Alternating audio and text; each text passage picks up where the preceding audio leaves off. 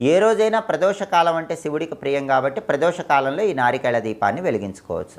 ఈ నారికేళ దీపాన్ని ఎలా వెలిగించాలంటే మీ గృహంలో పూజా మందిరంలో పరమేశ్వరుడి చిత్రపటానికి లేదా లింగస్వరూపానికి గంధం బొట్లు కుంకుమ బొట్లు పెట్టి ఆ తర్వాత శివుడి దగ్గర ఒక పీట ఏర్పాటు చేసుకోవాలి. పూజలు చేసుకోవటానికి ఉపయోగించే ఒక చిన్న పీట ఏర్పాటు చేసి ఆ పీటకు పసుపు రాసి కుంకుమ బొట్లు పెట్టి ఆ పీట మీద ఒక రాగి పళ్ళాన్ని ఉంచాలి లేదా ఇత్తడి పళ్ళాన్ని ఉంచాలి.